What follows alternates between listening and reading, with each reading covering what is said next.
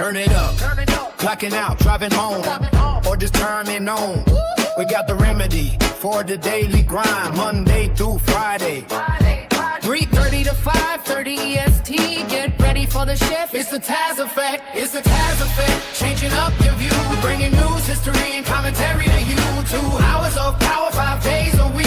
It's the real talk and the truth that you seek. Yeah. Tune your dial, clear your head. Listen up to what's being said. Yeah, Hey. kick it off on Mutual Aid Monday. We're giving back, helping the community. You're staying on track. And Tuesday rolls around and the studio gets blessed. It's Talk About It Tuesday with the smoking hot mess. From the middle of the week, we're leveling up your brain. Wisdom Wednesday is here to break the mundane. Surprising guests who enhance the whole world. Watch the knowledge and the stories get unfurled. It's the Taz effect, changing up your view, bringing news, history, and commentary to you.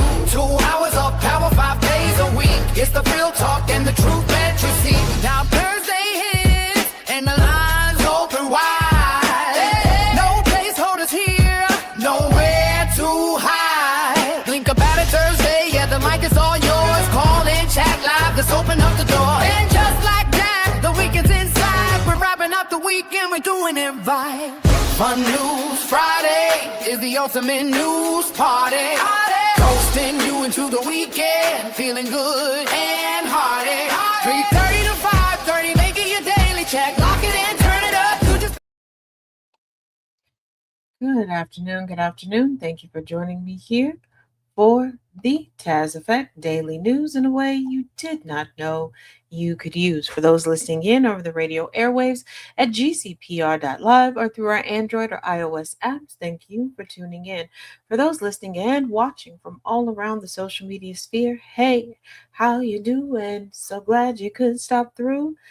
Ain't nothing to it but to jump right into it. In case you missed it, earlier today was the second memorial ceremony, funeral, if you will, for the late Senator Lindsey Graham. This one took place in South Carolina. If you did miss it, you can tune in at TazJ77, and it is up. Now, a little bit on Senator Graham. He passed away at the age of 71 following a sudden illness that was later ruled an aortic dissection. His memorial service reflected his extensive career and his high-profile relationships. Basically, it was an ego boost for everybody who ever came across him. Okay. The Washington, D.C. ceremonies, President Doofendump led the tributes at the National Cathedral, delivering a eulogy that mixed high praise for Graham and knowing who Graham was. Because a few times Trump was like, yeah, he's sitting right there. I mean, in the casket. I mean, laying down. And then he fell asleep, as usual. Of course, Bibi from Philly was there. Volodymyr Zelensky was at the funeral in D.C. Associate Justice Kavanaugh, Sean Hannity. Sean Hannity was there today as well. And then the South Carolina state homegoing farewell, because Graham's remains were flown to South Carolina. There was a public procession that the public didn't seem to like. And there was a military flyover. And nobody seemed to like Lindsey Graham. I'm not being facetious. Like I said, take a look for yourself. I've covered it in its entirety at TazJ77. It seemed like we should have had a 1-800 number to call in to vote on America's next top preacher. Tim Scott was picked up and put in his place. They was like, nah, Negro. You got too much dip on your chip now, partner. Yeah. So,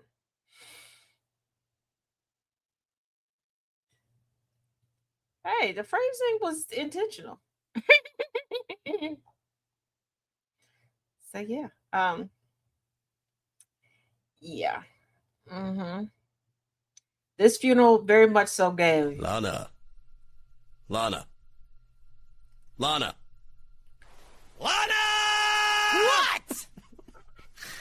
Danger zone. Very, very much so. White people, you're never beating the allegations. Y'all don't seem to like one another. Y'all may hate a darkie, okay? You might even hate a few light-skinned people, but y'all really can't stand one another. Okay? Any time to show some disrespect or center yourself, you're going to take it. You're going to take it because, baby, listen. Baby, listen.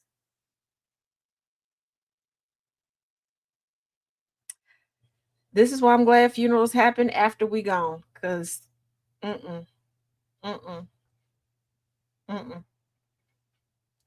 Okay, so a judge has barred the deportation of a witness in fatal ICE shooting of Mexican home builder.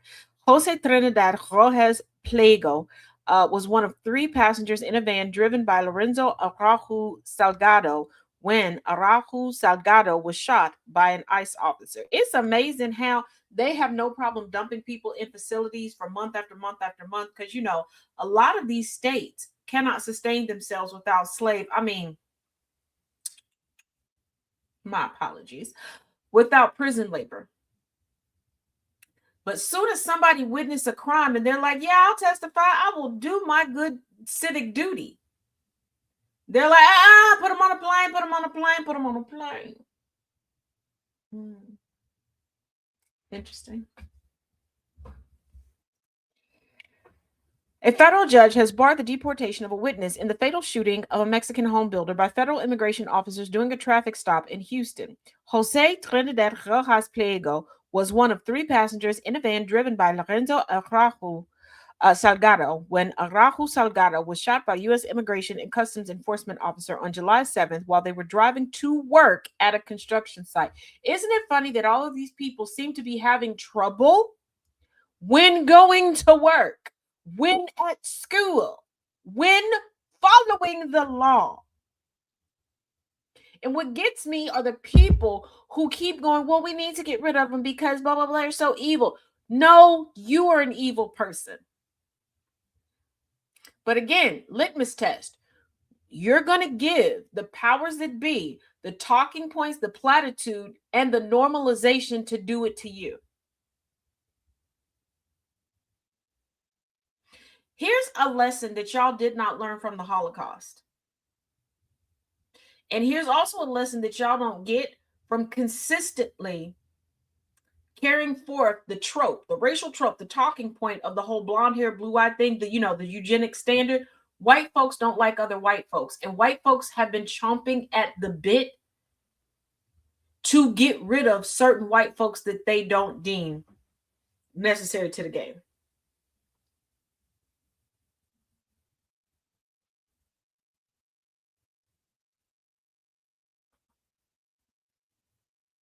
Now, many people go, well, there are more people than just white folks that were killed in the Holocaust. I know. But there's a reason why they don't want you to forget specifically about white people. If it was about never, ever, ever having a Holocaust again, they would tell the true, full, complete story. No, it's not simply for the centering in victimization. It is a nod to other white people. Hey, don't kill us again. They're waiting to do that.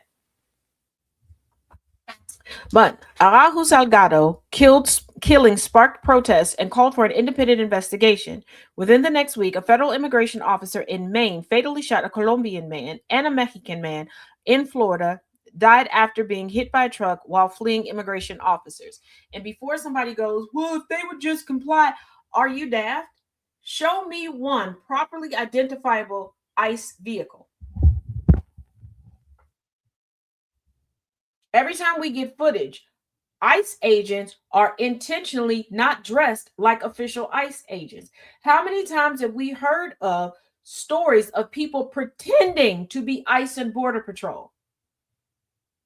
Now, see, there was a point in time where it was heightened that a lot of people were buying stuff offline and pretending to be police officers. You want to know what police officers predominantly did from coast to coast? Give a little grace. Allow people and started telling people, hey, call a non-emergency line, call 911 and tell them you're on this road and blah, blah, blah. You're not certain if this is really a cop behind you and you're going to go X, Y, and Z. Isn't it funny that they're not doing that? Yes, I think each and every one of us would run from a random car popping a U-turn and chasing after us. If they have driving plates on there. No, they're not usually wearing any type of patch. That's the problem. They're walking around like regular, degular, schmegular mofos. There have been plenty of instances where they've been found in just a graphic tee and jeans trying to arrest people. Now,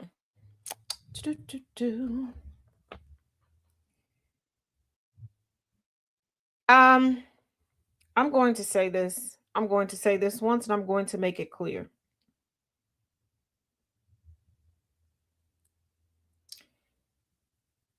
When I'm sharing information, trying to give an elongated history on an organization is moot. It is moot. It is regular person attire. That's it. No sensationalism on it. They're intentionally dressing like regular people because they are doing things illegally. Full stop. That's all it is. We don't have to assign conspiracy theories to it. A lot of these people in ICE and Border Patrol that are doing heinous things have no ties to white supremacy groups.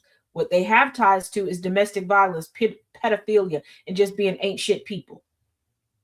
If we keep telling people to direct their eyes here, there, and everywhere else, they're going to miss the danger. It's been confirmed that ICE in memos and emails have been telling agents to dress like a civilian in order to infiltrate certain arenas to issue non-warrants and just take in black and brown people. That's it. But again, like I said, there's no reason to try to go into a long drawn history of people. I've told y'all, there are times that an organization online is going to be different than they are on television. There are times that one organization is going to have more information than the other. What you will not do in my space, and it's going to start to cause y'all to get blocked, and I don't care. I know I'm restarting on a new account, and this every time I have to restart a new account, the numbers get lower and lower and lower. So for those that think that, oh, she's in it for the money, I can't get monetized, okay? Because nobody shares that I have a new account, no nothing, but that's fine. We will persevere as we always do. I will start to block you because this centering and changing the conversation and trying to seem as if you have the moral authority, you couldn't find 1 + 1 = 2 if somebody wrote it on your forehead. Okay? So it's not necessary. Now, that brings me to TMZ because whiteness will always try to protect whiteness. So, TMZ put out Nolan Wells was drinking heavily while partying with friends on Mississippi's Horn Island before his death, according to a new report. Citing preliminary information in a document from the Mississippi Department of Marine Resources, ABC News says witnesses told investigators the 18-year-old was drinking with his buddies on the island on the 4th of July before going missing. Now, there was a community note attached to it, specifically on Threads. It says Nolan Wells' condition is not known or corroborated by independent witnesses. Reports of him drinking heavily have been disputed publicly by his family since he was in sports training, and Katie McCormack, who spoke to Wells earlier in the day on the 4th and reported that he had not been drinking. Now, before somebody goes, well, it was a report from another organization and it was a report for the TMZ is heralded and owned by an attorney. TMZ has often bucked the rest of the legacy media systems by going above and beyond to give critical information. I want y'all to realize that whiteness will always try to protect whiteness. Even the most woke amongst you. You can get up in the morning and tell yourself that I'm a good woke white person. No, you're not. Until you actively work to deconstruct each and every day. But here's the thing. Every time somebody tries to have a gotcha moment and blame a victim, especially a melanated victim, they don't realize how much they're telling about themselves. So if Nolan Wells was so intoxicated and brought his death upon himself, why the cover up? Why the taking of his phone, deleting whole social media accounts, deleting text messages and posting all the likes? Why lie? If he brought this upon himself, one, why not call immediately to save your neck and get it on the record that he did this to himself? Two, why lie?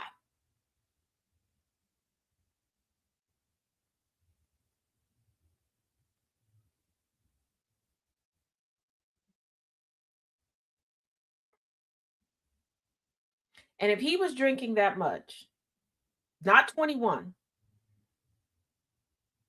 who got the alcohol? Who else was drinking? Were they possibly operating a boat intoxicated?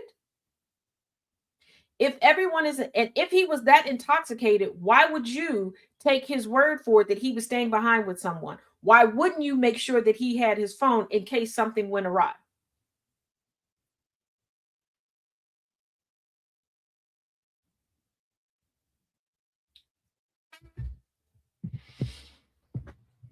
But again, nobody thinks about that because that goes back to what did I say before? The gossip culture that we have here in this country. It's just a matter of, oh, I got some information that they don't have. Eee.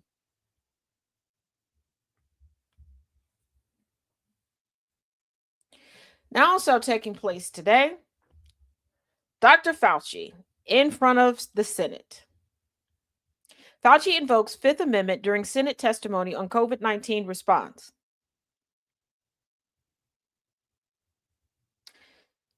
They're upset that he went against how Trump wanted the COVID response to go. You know, the response that Trump was pushing forward that was killing millions of people.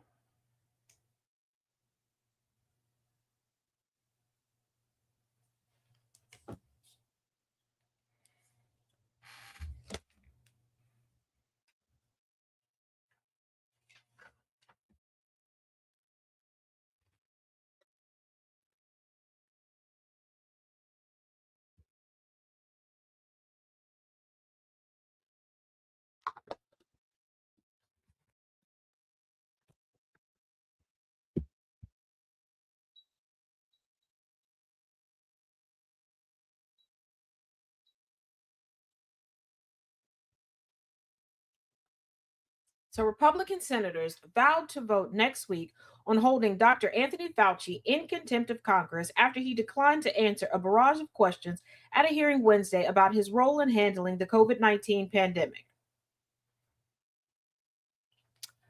Let me remind you all, because you allow the Republican Party to get away with it. The people hold the power, but the people act as if they don't have any power over anyone. The people keep making a 101 excuses as to why they can't hold anybody accountable. So that's why. Hey, Nightbird. Keep in mind, Dr. Fauci has never been president.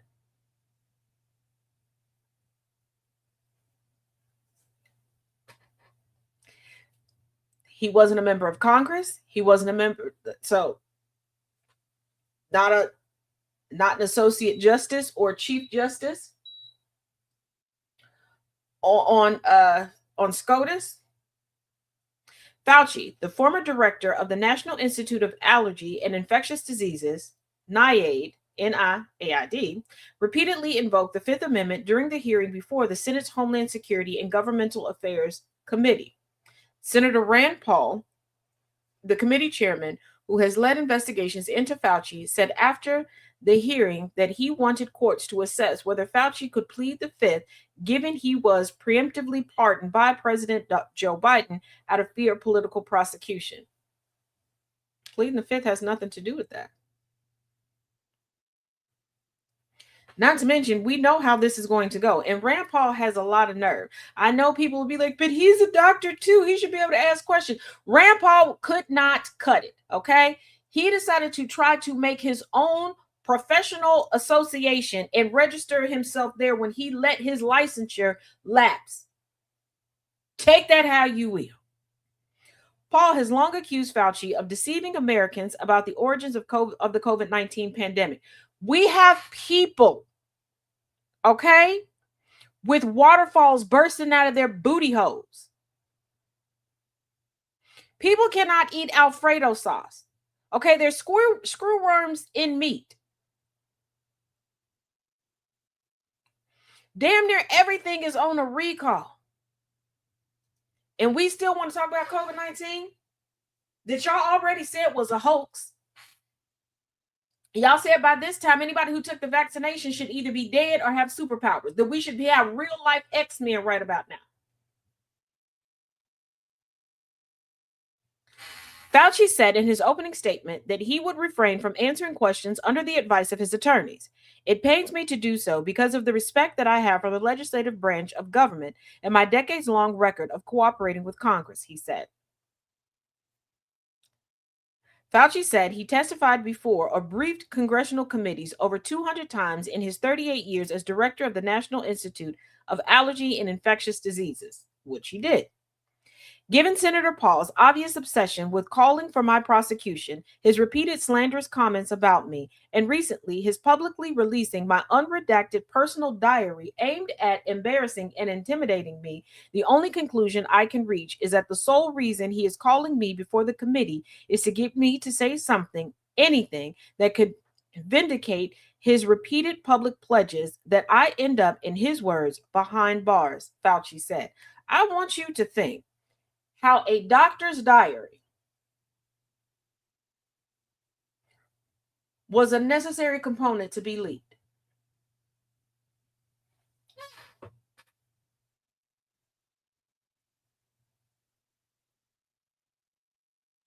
Paul focused his questioning on Fauci's personal journal entries between December 2019 and December 2022, as well as the origins of COVID-19, but Fauci declined to answer the questions. Over the weekend, Paul released a tranche of Fauci's journal entries, more than a 1,100 page document. Here's the thing. They're so willy-nilly to do that, but they're not getting on Trump and the DOJ regarding the remaining and properly redacted, finally, Epstein/Maxwell files.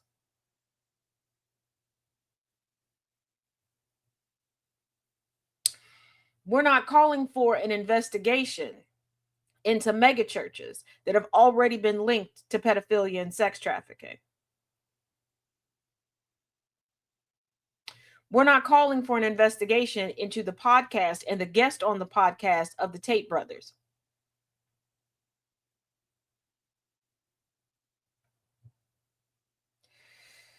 So, the over 1,100 page document revealed his inner thoughts about the origins of COVID, a detailed log of events within the White House situation and press briefing rooms, and his myriad media appearances about the response to COVID-19 and other health outbreaks. So a man speculated, not in a professional sense, not publicly, in his journal, as you should. Get out all of your theories, all of your conspiracies, all of your thoughts, and stick to the facts when it comes to your official job. Sounds about how I want somebody in power to be, how I want the person in charge to be. But we're not questioning Trump, who told people to inject bleach and take ivermectin or use a high potency light and shine it through their bodies to kill it. Hey, Nanajan. One of Fauci's attorneys, David Schertler, who was sitting next to him, attempted to speak several times after Paul's questioning was over, but the senator shut him down, saying the attorney wasn't recognized. You were told not to sit at the table. You insist on sitting at the table, and we told you you would not be recognized, Paul said to the attorney. You are not invited here for testimony, sir. Would you behave this way in a courtroom? No, because the judge will put you in jail. I can't do that today, but I can have you escorted from the premises. Here's the thing. You are a former optometrist, sir. Hey, Sabrina. But I talked to Mitch yesterday, said I'm dead, I'm alive, I'm dead. I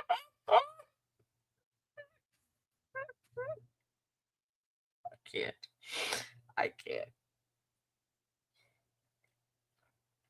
There's an update regarding Mitch McConnell. It is on. Well, we just lost TikTok.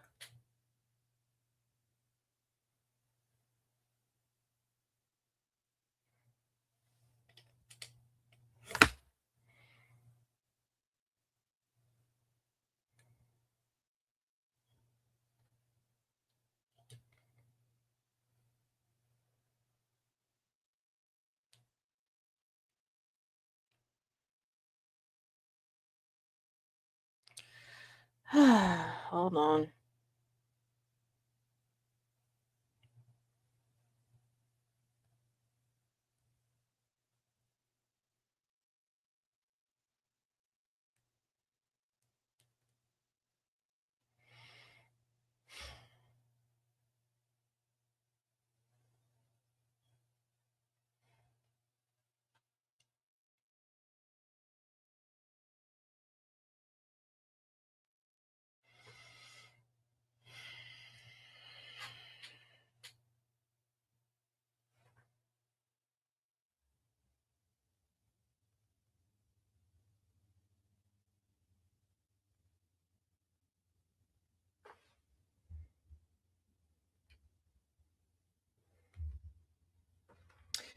Okay, it just says I violated community guidelines.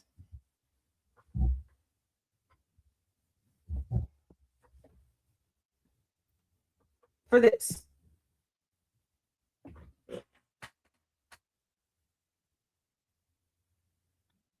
Cool.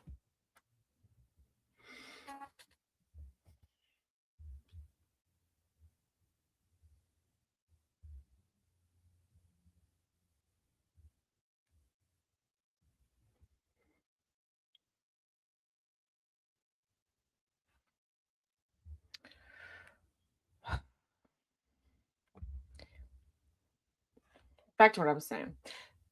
So, of course, mass reported.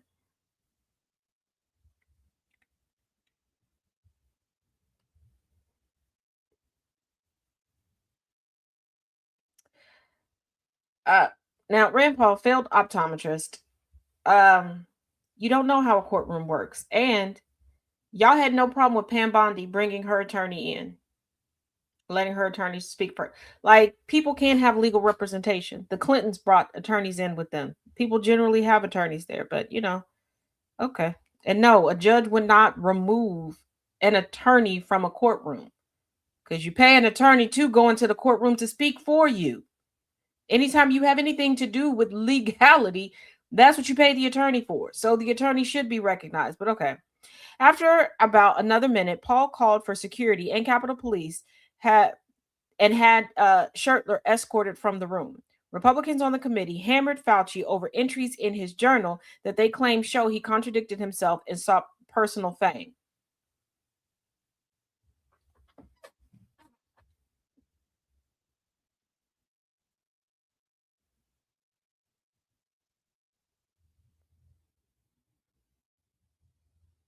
And I know there are people that are like, well, it's no big deal, or he shouldn't have wrote it down. That your journal is personal and private.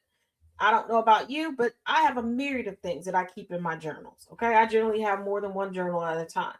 I could be working through a thought process. I could be working through projects. I have journal pages with random sentences and words sprawled all about them. So now people can just go through and then just decide, because what is the number one adage? You will find what you're looking for.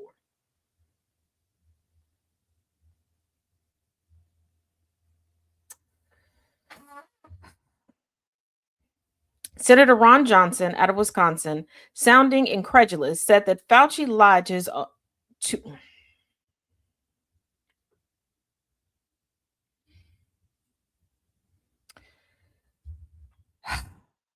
he said that Fauci lied to his own diary. Thanks, Lisette. To his own diary when Fauci wrote that he was never shown a March 2020 reopening plan sent to governors by President Donald Trump.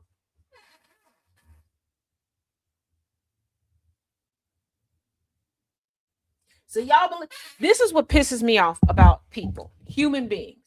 Okay? Y'all will pick and choose. Pick and freaking choose.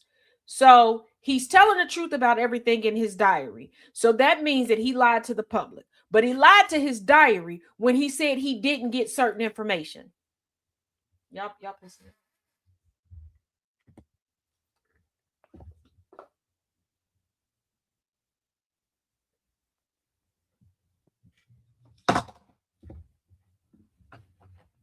Like, which one is it?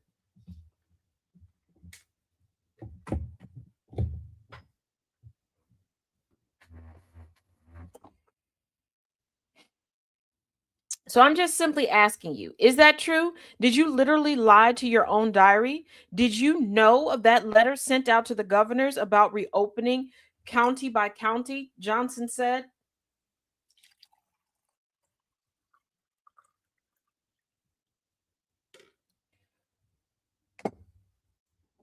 What is the point of lying to yourself in a journal? Because who sits there and thinks one day somebody's going to come and take my diaries and read them. And I need to put this in here for plausible deniability. What in the Lifetime movie channel? What in the Tubi movie? Fauci again invoked his Fifth Amendment. And see, I know that the headline and the talking point, regardless of where somebody stands politically, is going around acting as if Dr. Fauci has something to hide. Okay.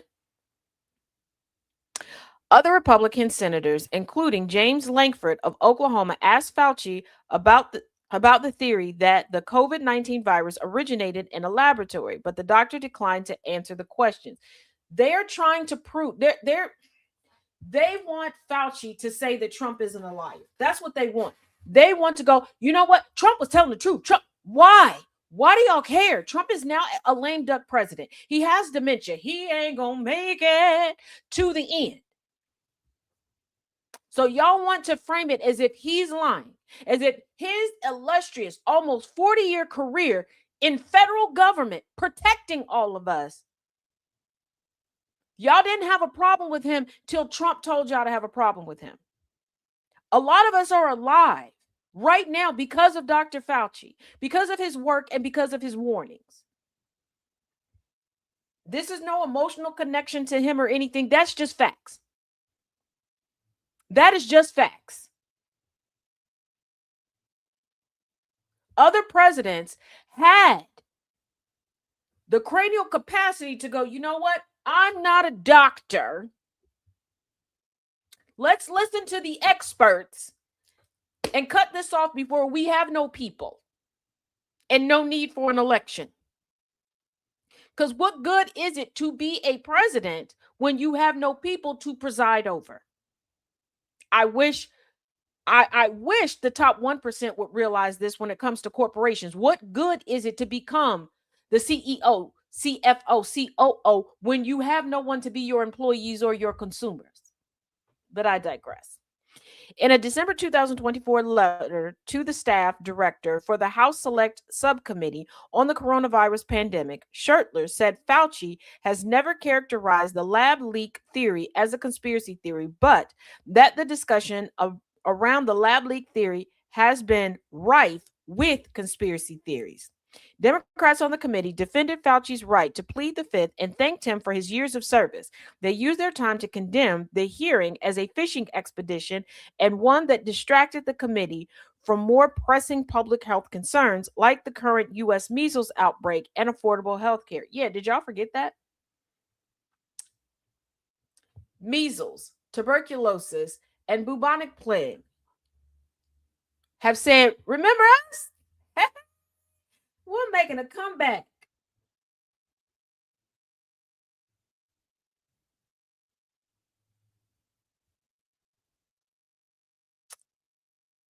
So, but we just keep beating dead horses. Say that the Democrats are using the federal government for political persecution, but we're not even dealing with the current pressing issues of today. And here's my thing. When are y'all going to step up and stop being, when are y'all going to say something? You're complaining about MAGA getting their way. No shit. Y'all haven't learned anything from the Karens and Richards out in the stores and the restaurants. Y'all get mad, rightfully so, because raising the minimum wage isn't what's causing anything to go up in our favorite establishments. You want to know what is? Outside of the tariffs and everything else, the fraud that's committed by Karens and Richards. But y'all sit around and let it happen, and now you're letting the Karens and Richards complain, yell, scream, threaten their way into getting what they want, and we're not getting anything. You're getting overtaxed and severely underrepresented. Y'all bitch and complain. Big, beautiful bill, but you didn't say anything leading up to it. A bunch of us told y'all exactly what to do and how to do it. I'm not going to speak for anybody else, but I'm going to speak for me. In my comment sections, in real life, in conversations, I got so many excuses why people couldn't do it. And the same people who gave me excuses, well, I got a disabled child to take care of. I'm disabled. I got blah, blah, blah, blah, had no problem getting on board with campaigns to cancel people online because they said something they didn't like. They had no problem canceling the local dry cleaner because the person looked at them funny. Y'all have no problem perpetuating gossip and trying to feel better and look better than somebody else and ruining somebody's life for absolutely no damn good real reason. But the food that you can afford, you shouldn't eat right now. And they're concerned about dragging a decorated medical professional in. This helped us when it's come to HIV, AIDS, Ebola, you name it. But nothing current. Nothing.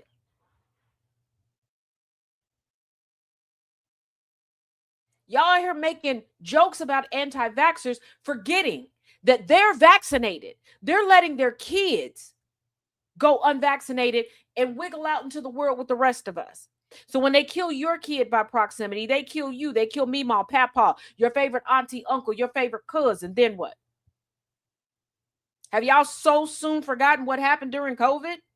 That these people were willing to lie and watch their spouses, children, parents, grandparents die. They put up beautiful tributes to these. Oh, I love them so much, and we spent 50 years together, knowing that they perpetuated a lie, encouraged that person to perpetuate a lie, and watch them die. You think that they won't let you die? And let's not forget, the vast majority of people doing this are white-bodied individuals who will put themselves on a gurney headed straight to the morgue so that their families can sue. And y'all will still say nothing and let them people get rich by suing because they let their family member walk right into death.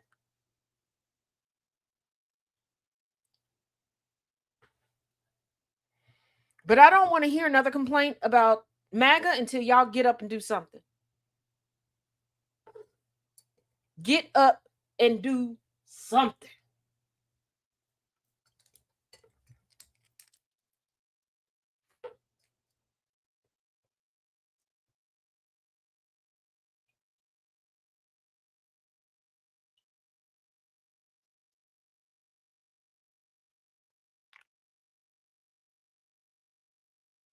And again, for the love of all things holy, unholy, and everything in between, stop trying to sensationalize everything. Everything isn't a conspiracy theory. Everything isn't a big hoax.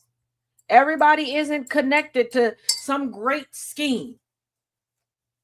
Every racist isn't a part of some organization. You do realize some people are racist just for sport. There are more quote unquote independent racists out there than are association, organization affiliated racists, right? Because there are some places that even the racists don't want to be associated with. And there are some organizations that they're like, oh, I don't want this person over here. They're too crazy. Like the toilet paper wars. Oh, yeah. Because right now, explosive diarrhea is everywhere. We ain't ran out of cleaning supplies, personal wipes, toilet paper, nothing. Now, the argument could be made that there are people who bought so much and hoarded it that they're probably just now going through their supply. Could be made for a short amount of people. Because let's not forget that these people started signing up as resellers on Walmart.com and Amazon.com. And before you go, not Walmart, Walmart.com and the Walmart app and Amazon are one and the same. You can buy from a bunch of different distributors, companies, etc. on Walmart.com and on the app. And that's what people were doing. They were reselling. They were on Facebook Marketplace selling it all out. Y'all are disgusting.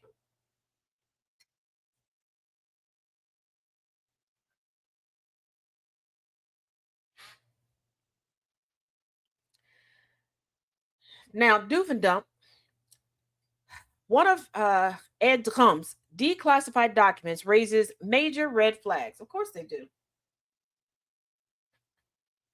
Thank you. DJ. God, hey, wait a minute. Donations, gifts.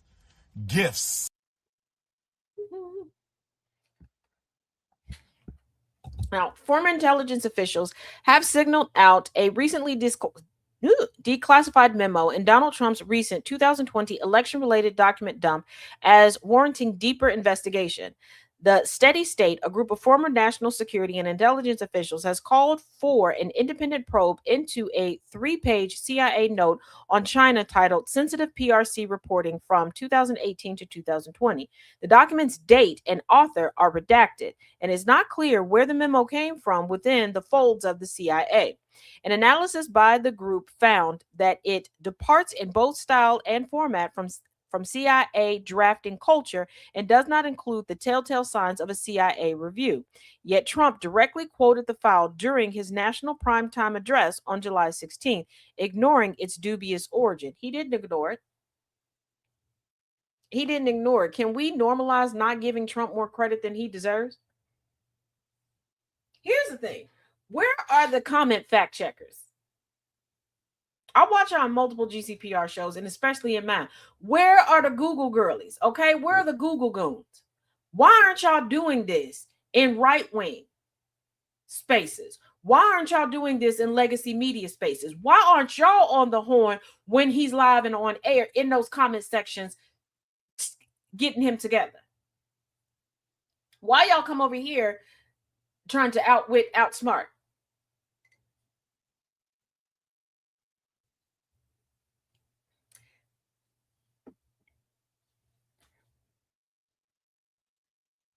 In mid-2018, the Chinese Communist Party's policy was to leverage all domestic and foreign elements that were opposed to the U.S. president in an effort to reduce the U.S. president's vote and make him resign or prevent his reelection, Trump read from the document. Isn't that nice? Yeah.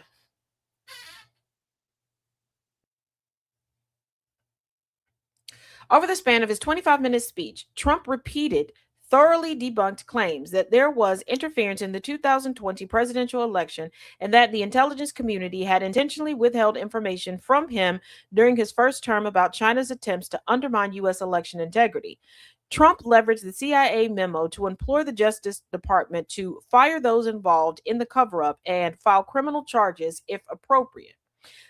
And here's the thing, when Trump said if appropriate, I knew it was BS. Because Trump generally speaks in definitives, and he always wants people prosecuted, whether it's plausible or not.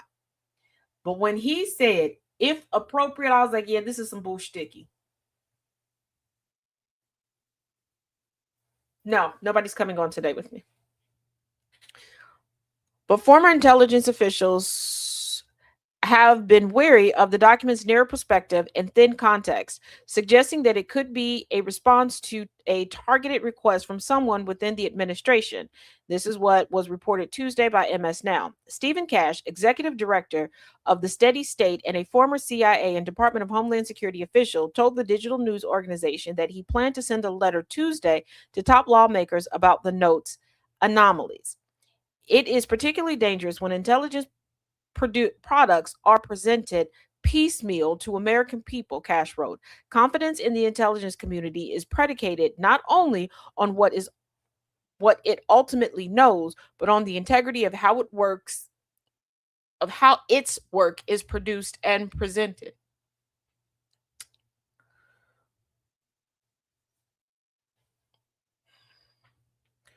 Well,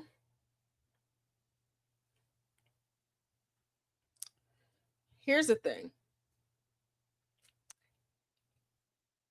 It's not piecemeal, and it's not being presented as piecemeal. It is okay to just say that they made it up and stuck it in there, made it look, and thought that they could make it look like it came from the CIA. Because when you have people who have never been in these positions trying to forge things, that's what you get.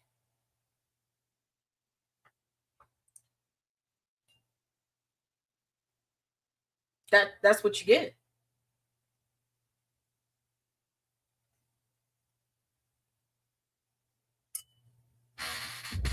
That's what happens.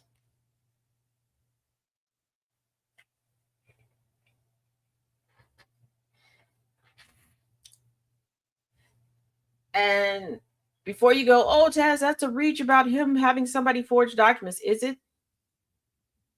Is it? I want you to think about the lengths he has gone up until this point. I want you to think about the lengths that he has forced people to go. He wants to quote something. Again, I don't know how many times I have to tell y'all, Trump and multiple people in his sphere watch social media and Fox News. It keeps being proven to you all. If something gets enough momentum on Fox News or on social media, all of a sudden Trump's got to talk about it. It becomes a talking point. And he hones on to it. Okay, he gets lockjaw on it. And the simple fact that so many right-wing commentators, influencers, pundits, whatever you want to call them, are always like, you always ask why there's no documentation. Now Trump is giving you documentation. And you need to start calling it what it is. I'm beyond people acting freaking stupid.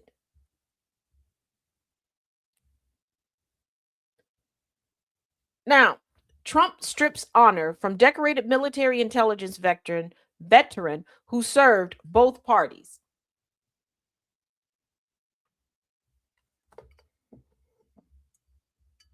Military, active, retired. Hey now. I thought this was the show of patriotism in America. Oh, yeah. We stand behind our military. Oh, yeah. Don't disrespect the military. Oh, yeah. Why do y'all keep letting the military be disrespected?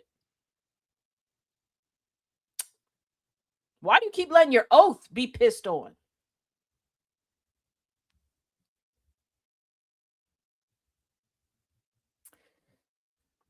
So here are the cliff notes. The Trump administration's Department of Defense has reportedly renamed the Clapper Leadership Hall at the Defense Intelligence Agency headquarters. The auditorium, previously named after former Director of National Intelligence James Clapper, is now the Thomas Knowlton Leadership Hall, honoring a Revolutionary War officer. I want you to think about why this particular regime, this administration, has an obsession with the 1700s. They've invoked laws from the 1700s that have still been on the books and everything else. When they said make America great, y'all were looking at the 50s, the 60s.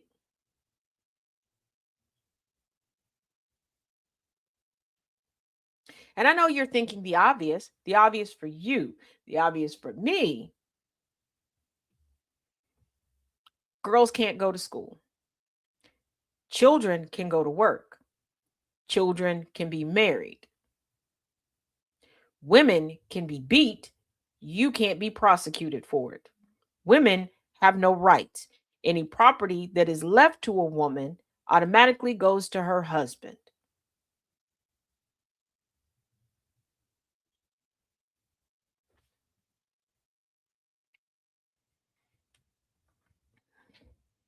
See, there is a lot from a lot of time periods in history that were redacted that you weren't taught, not just melanated history. And a lot of y'all don't ask the right questions. You're willing to celebrate small shit. And this is why you turn around and go, oh, that's not that deep. That's not that deep. It is that deep. But they love when you say it's not that deep, because as long as you don't scratch the surface to see the history, they should put a battery in your back. They're happy. They're happy pretending that they've built more road for you to walk down, pretending that they've shattered the glass ceiling. See, when you ask me why I don't get excited about certain things, because that's not really historical. That's not nothing new. It's new sometimes to white women, but it's not new. Like when they're like, yeah, we got the right to work. Everybody else looking around like, bitch, we've been working. Oh, we got the right to do. We've been doing that.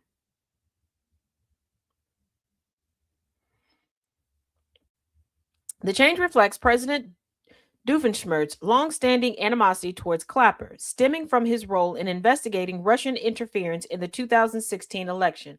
But who's weaponizing the government?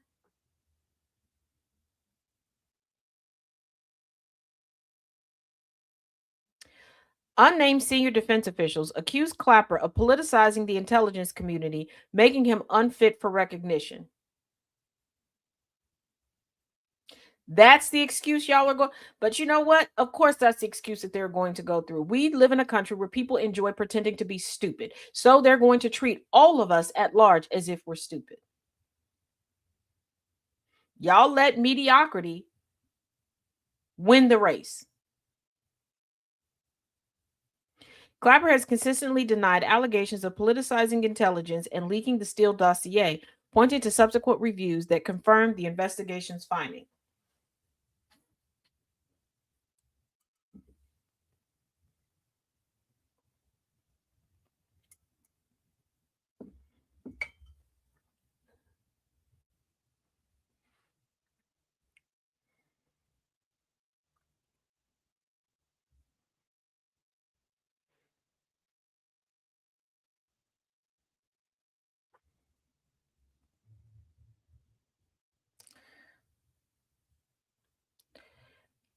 Now, before we move on, there's also a story floating around where they're focusing on Kamala Harris, but Kamala Harris really has nothing to do with it. Gavin Newsom had an affair. Gavin Newsom's affair partner was found out. Gavin Newsom's affair partner decided to write an essay and was like, yeah, Kamala Harris told me not to talk about it, to deny it. Okay, solid advice. Regardless of somebody's job, that is advice one friend would give to another.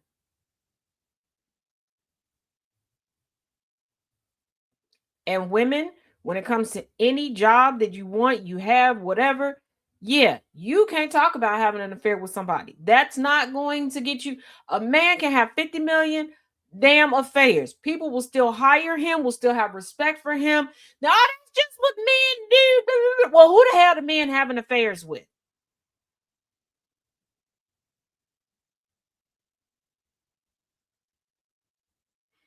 Like, y'all condemn the women for sleeping around with the men, but praise the men for sleeping around with all these women.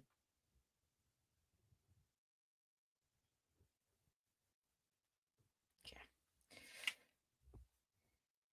So, yeah, once again, sensationalizing stuff for the sake of not, and of course, making the headline about somebody that the story ain't about. Kamala Harris didn't have no affair with this man, and the way people are wording it and putting her, yeah.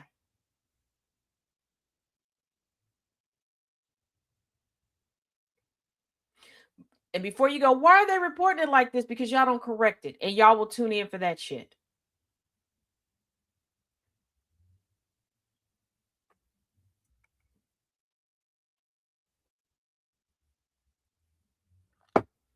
Same reason y'all will joke about Russia, but share around Aaron Parnas or under the desk news. I don't support Israel. Look at this under the desk news video. Like, miss me with the bullshit. That's why they do it. It sells.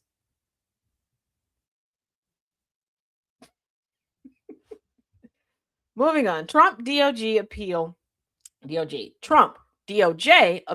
Jean Carroll defamation suit verdict to Supreme Court. Well, let this go.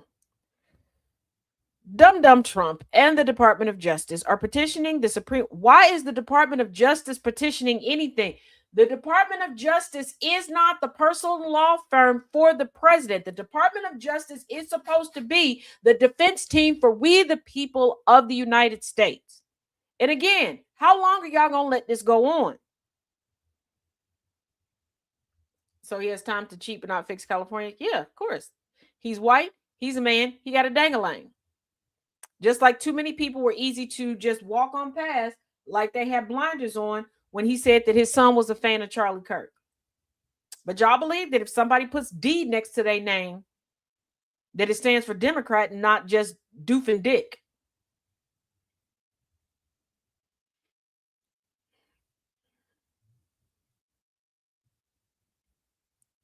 Are petitioning the Supreme Court to review writer E. Jean Carroll's $83.3 million defamation award she won after accusing the president of sexual assault. The administration wants to invoke a law that allows the federal government to step in when one of the employees faces a lawsuit over something within the scope of their job. Trump wasn't president when he did what he did to that woman. Trump used the presidency to talk shit about her consistently. Trump had an opportunity to testify on his own behalf during the trial. He chose not to. The judge gave him an extended time to change his mind and come in and testify, and he chose not to.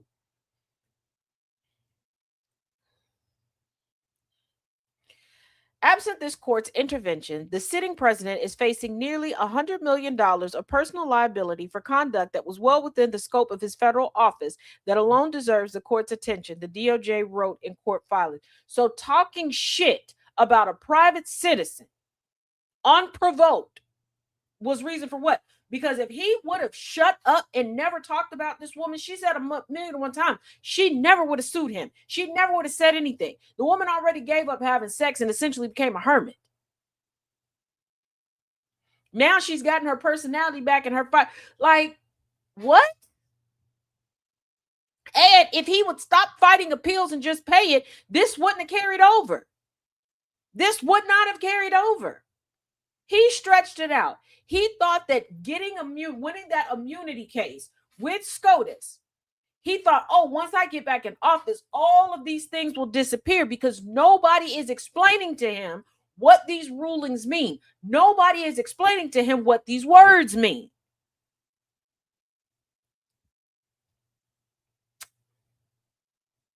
He already thought when he ran before and won for his first term that he thought he could do any and everything. That's what he meant by that Fifth Avenue statement. I could go out and shoot anybody. Because he thought if he became president that, oh no, they can't arrest me for a crime. Lies. And then the immunity case, he was like, oh, well, once I get back in here, this is why the idiots at the DOJ are wording things the way that they are wording. And again, why?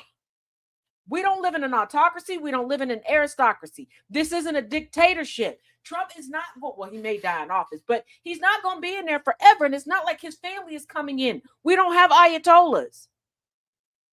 So why risk your professional reputation for this? The Hill reviewed a copy of both petitions, which have not been publicly docketed at the Supreme Court. The High Court chooses which cases it hears and turns away the vast majority. The justices are set to consider the request at a closed-door meeting after returning from the summer recess. The Hill has reached out to a spokesperson for Carroll for comment. Carroll, a longtime advice writer, took Trump to civil trial twice after coming forward during his first term with accusations that he sexually assaulted her in a Manhattan department store dressing room in the mid-1990s. Trump denied her story. At the first trial, a jury found Trump liable for sexual abuse and later defaming Carroll in 2022 by denying her claims. She won $5 million. The Supreme Court last month declined to take up Trump's appeal, and the funds have recently been transferred to Carroll's law firm. The legal fight has now turned to the second trial when Carroll won an additional $83.3 million. That case brought additional claims of defamation, but this time they concerned statements Trump made while president. Again, that's not in the scope of his job. There's nothing in the job description of being president of the United States that says, hey, you get to randomly talk shit about citizens of the United States. Because I'm sorry, would anybody be defending this if it was any other president? And I mean any. We're not going to bring race into this. We're not going to talk about the one and only black president. No, any other president would you have stood by and let anybody defend it? Would anybody else have defended it? No. First of all, the moment that a sitting president would have talked smack about somebody, especially an affair partner, or somebody that they assaulted, oh, it would have rained down on them. Let's not forget how hard, rightfully so, people were on William Clinton when he said a few not so flattering things about some heifers he had affairs with. And rightfully so, everybody rained down on him and was like, whoa, whoa, whoa, whoa, whoa. You're not going to talk shit about him. You like them enough to put your dangling in them. But now all of a sudden it's okay and it's within the scope of his job? I think not. That has raised additional questions as Trump argues that the statements and questions were part of his official duties. An appeals court rejected the president's contention, saying he had forfeited the argument by not raising it earlier. First of all, I don't care when you raise the argument. It is not within his official capacity as president to call somebody names.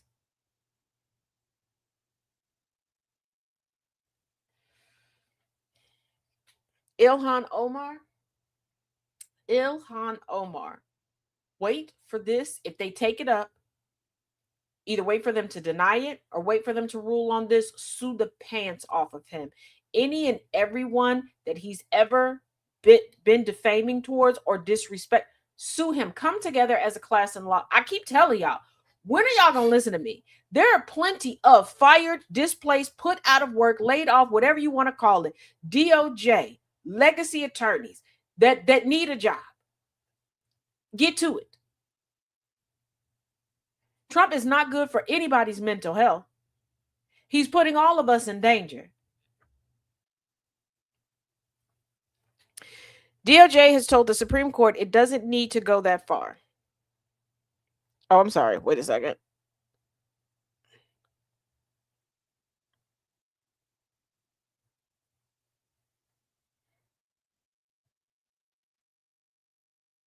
Okay. Because accusations bearing on the president's fitness for office are unquestionably matters of public concern, presidential statements responding to press questions about such accusations are plainly official. This court should say so, Trump's personal attorneys wrote in their petition. Well, if Trump's personal attorneys wrote it in their position, why is the position coming from the DOJ?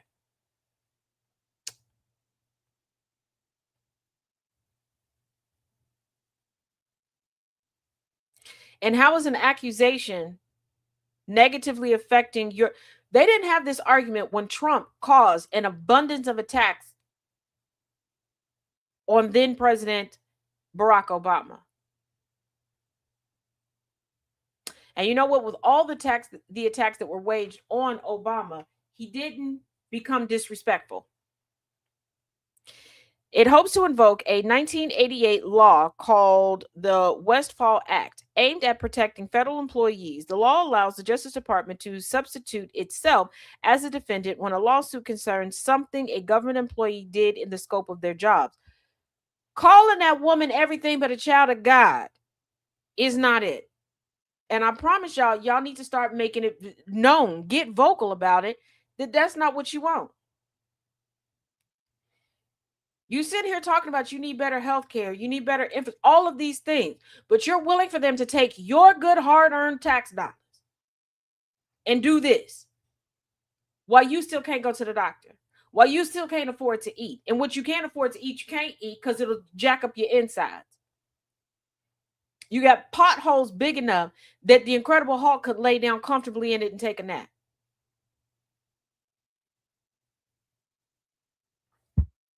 Okay.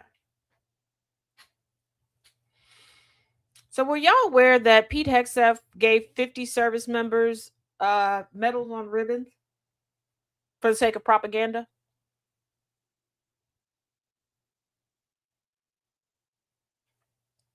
Okay. The Pentagon announced that U.S. Defense Secretary Pete Hegseth recognized 50 U.S. service members on Tuesday with the Mexican Border Defense Medal, an award the department reestablished in August 2025. Why was it ever a thing? I love how this country loves to throw up maps of this country and still act as if we just have one border. Sometimes two, but usually just one border. And that people only come into this country through that one border. But people go out the country all the time and brag about going out the country, but they rarely go out the country when they bragging through that one border. Hegseth said that the medal highlights the department's partnership with the U.S. Customs and Border Patrol and Department of Homeland Security. He told the service members, "You have been dynamic, you have been creative, and you have been aggressive. You have used the authorities you've been given, and you work with your law enforcement partners." So, y'all keep wondering why service members aren't pushing back because they like this shit. People have talked about since the creation and integration of the armed forces of the United States, how much racism is allowed to flourish in it. Because these are individuals that could have easily not accepted these medals, but they did. They're proud of it. And before you go, but Taz, I haven't seen anything on social media. First of all, you want to know something? We don't see everything that's posted on social media. Okay. All right. Glad we got that out of there. But also, everything that somebody is proud of, they don't put on social media. You know that?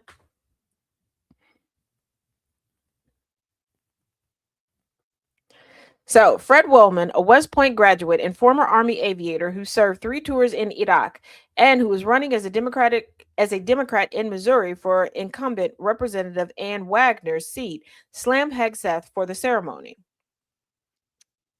He wrote, and I quote, "I need you to understand how patently stupid this is. This is what we colloquially call an I was there award. Service medals are not given in a ceremony on a neck ribbon ever, rarely in a ceremony at all. I've got stacks of them for Korea, Desert Shield, Hurricane Hugo, Iraq.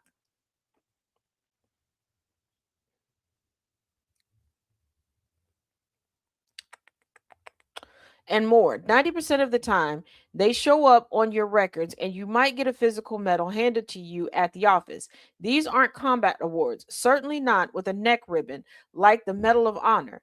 How much money was wasted on this ridiculous ceremony for propaganda?" And here's the thing.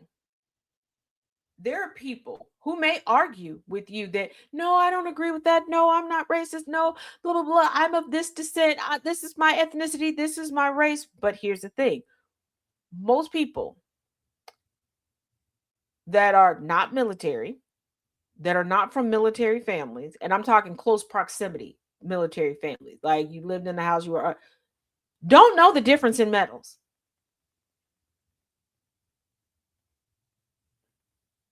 They could easily be having people come over to their house like, yeah, I got this insert notable, prestigious medal here.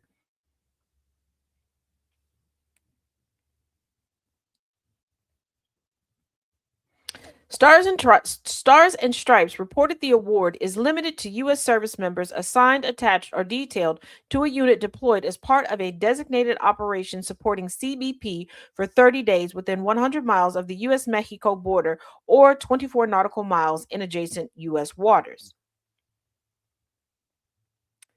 There is a note included. In December, when Hegseth and General Dan Kane awarded the first Mexican border defense medals to 13 soldiers and Marines at a ceremony in the Oval Office with President Trump, they were not presented on ribbons and hung around the necks of the recipients. The awards were pinned to the soldiers' uniforms because it's about pomp and circumstance. And it feels like laundering right in front of our faces. Like, I'm gonna give you the ounce. We're gonna have this ceremony, and you don't tell on me, and you do whatever I say. After the Mexican border defense medals were presented, Dumpschmertz passed out what he called another medal to the soldiers. From his desk, Trump gave presidential challenge coins to the soldiers and said the coins may be more beautiful. I'm not sure it means as much, but it's really good. Here's the thing. Why does everybody in this administration have challenge coins?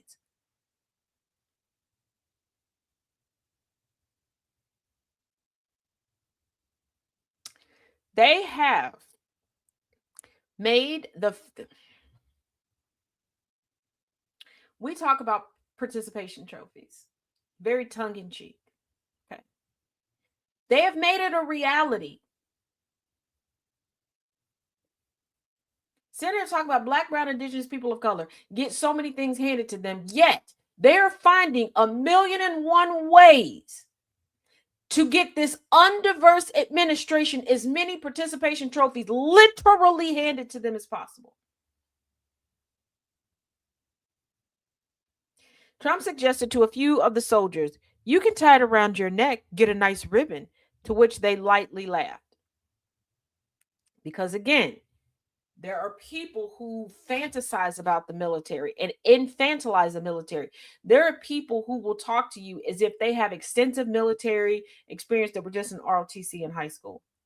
There are people who have been a part of the reserves that will talk to you as if they took place in Saving Private Ryan.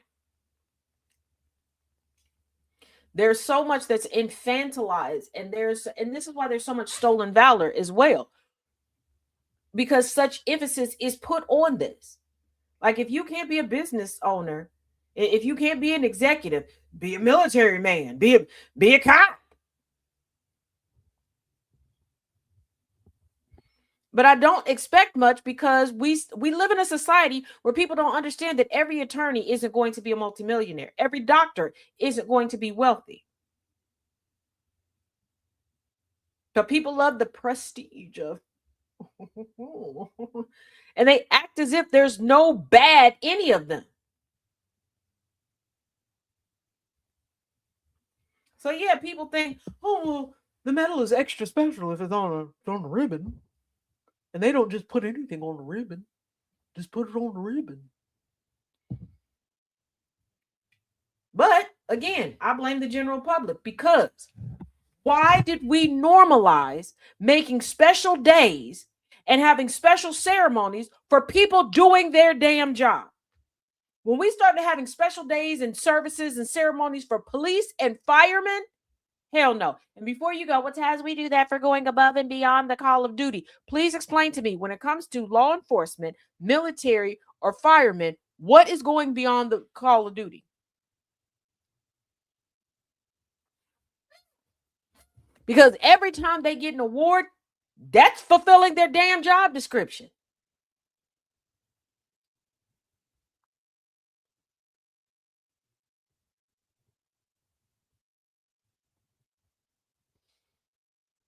This isn't like this isn't like you being at the beach and you see somebody in distress and you swim out to go get them, you get them back, and you save the day. That's like you having a special ceremony for the lifeguard that did their job and guarded your life.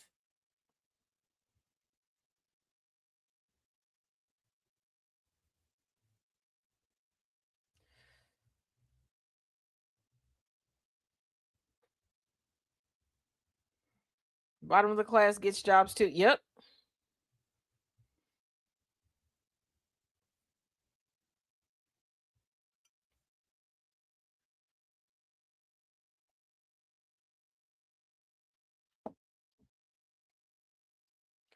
Court docs reveal FBI Director Turtle Patel personally threatened the Atlantic over drinking story.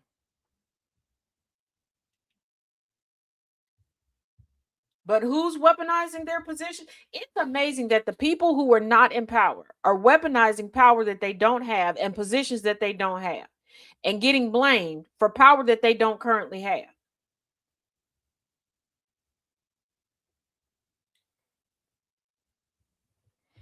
Newly unsealed court documents reveal that FBI Director Kash Patel personally issued a legal warning to The Atlantic ahead of its April 2026 publication of an article detailing allegations about his drinking habits. The documents, filed July 27th, exposed the extensive efforts by Patel and his legal team to block the story and subsequent $250 million defamation lawsuit he filed against the publication. Hours before The Atlantic published the contentious story on April 17, 2026, attorney Jesse Benall sent a cease and desist letter demanding the outlet withhold the article. The letter accused The Atlantic of running an ongoing campaign to damage reputation and labeled the claims as demonstrably false and defamatory.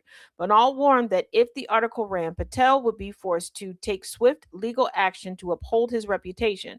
The letter also instructed The Atlantic to preserve all documents related to Patel, signaling the seriousness of the impending legal battle. The article at the center of the dispute reported that Patel was known to drink to the point of obvious intoxication at private clubs in Washington, D.C. and Las Vegas. Sources told The Atlantic that Patel's drinking had negatively impacted various law enforcement investigations, including the investigation into the murder of political commentator Charlie Kirk. The story further detailed that Patel's drinking was a recurring concern across government agencies, suggesting it had become a notable issue within law enforcement circles. Here's the thing, let's not forget that Cash Patel chose to keep a sitting reservation and tweeted out very false information when Charlie Kirk died. Not a fan of either of them, but I do want a functional, competent FBI because I still live within the borders of the United States.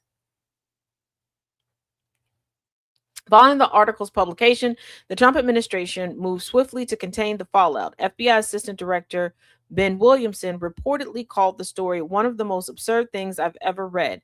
Acting Attorney General Todd Blanche issued a statement defending Patel's record, stating he has accomplished more in 14 months than the previous administration did in 4 years, and dismissed the article as anonymously sourced hit pieces.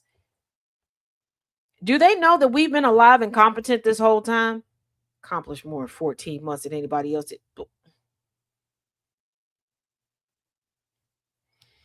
Accomplished more trips to go see your girlfriend. Meanwhile, White House Press Secretary Caroline Leavitt reaffirmed Patel's role as a critical player on the administration's law and order team, notably without disputing any of the drinking allegations. Yeah, everybody is keeping plausible deniability should they be called into court.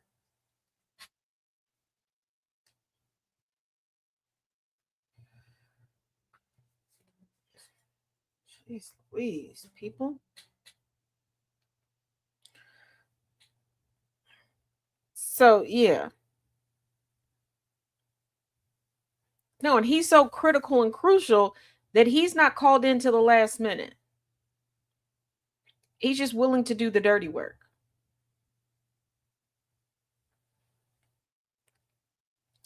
Three days after the publication, Patel filed a $250 million defamation lawsuit in the U.S. District Court for the District of Columbia. However, the Atlantic's legal team countered on July 27th, arguing that the complaint failed to show any falsehood in the reported claims.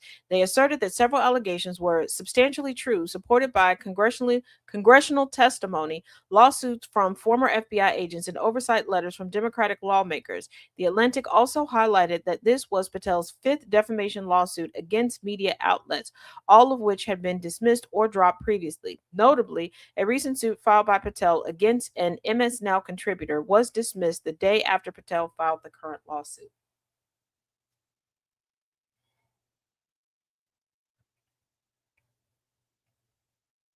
I miss the times. Where politicians were reminded you signed up for this and you cannot just willy-nilly go suing everybody. And if something is not true, just provide the proof. Like, isn't that what y'all tell people all the time on social media? Just show the receipt. Just show the receipt.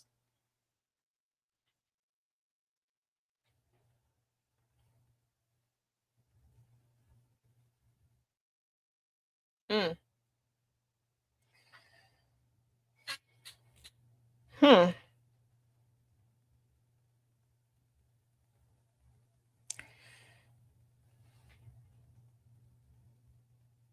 Now, the reflecting pool case.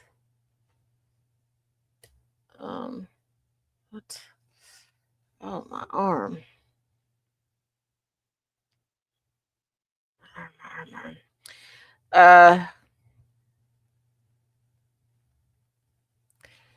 This administration needs to just stay away from courts. Okay, basketball courts, tennis courts, legal courts, like just stay away from court.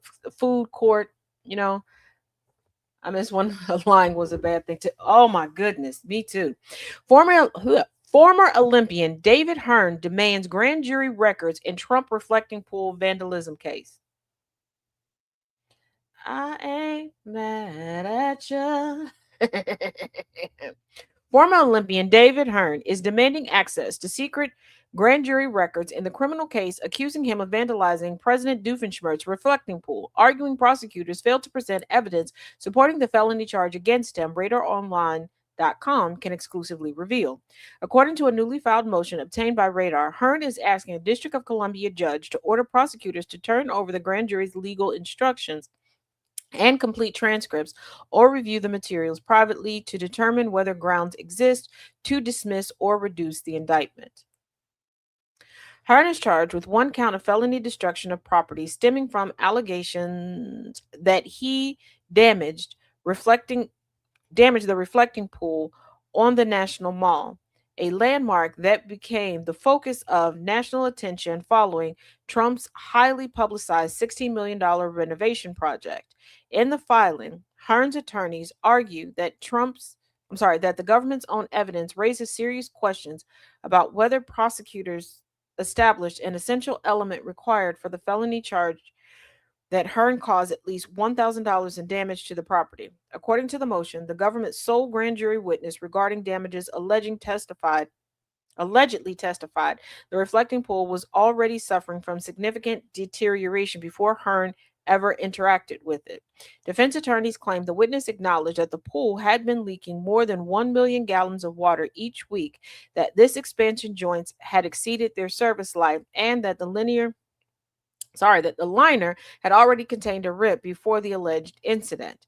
The defense further alleged the witness testified the same repairs would have been required regardless of Hearn's alleged conduct and was unable to identify or quantify any additional damage specifically caused by the former Olympian. According to the filing, when questioned about whether Hearn's alleged actions increased their repair costs, the witness could not provide a figure establishing additional loss attributable to him. Hearn's attorneys argue that because felony malicious destruction of property requires proof that the defendant caused at least $1,000 in damages, the grand jury may not have received legally sufficient evidence to support the indictment. They contend disclosure of the grand jury instructions is necessary to determine whether jurors were properly instructed on how to calculate damages and whether the evidence presented supported the felony level charge. The motion also raises additional concerns about the government's presentation to the grand jury, alleging prosecutors failed to present certain evidence referenced elsewhere in the case and relied on hearsay testimony from an investigator instead of calling a key witness directly before the grand jury.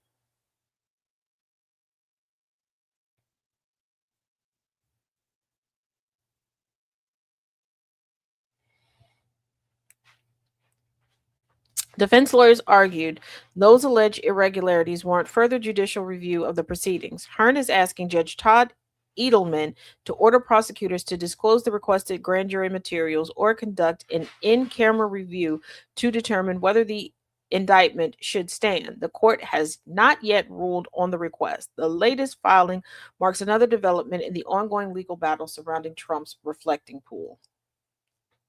And I love how they're calling it his reflecting pool because he's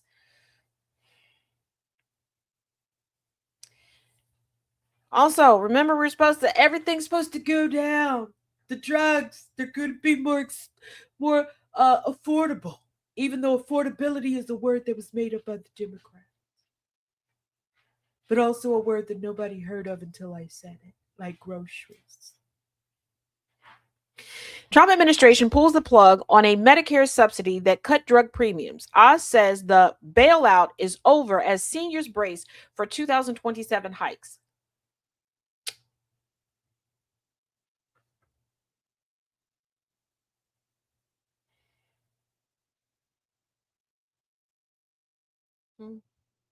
These the victories y'all were talking about? The Centers for Medicare and Medicaid Services, CMS, announced Tuesday it will end the Medicare Part D premium stabilization demonstration after the 2026 plan year, ending the federal subsidy program that has helped keep prescription drug premiums lower and could result in higher costs for some seniors beginning in 2027. In a fact sheet released Tuesday, CMS said the voluntary demonstration was introduced in 2025 to help limit premium volatility following changes under the Inflation Reduction Act. The agency Let me run that back for y'all again. In a fact sheet released Tuesday, CMS said the voluntary demonstration was introduced in 2025 to help limit premium volatility following changes under the Inflation Reduction Act.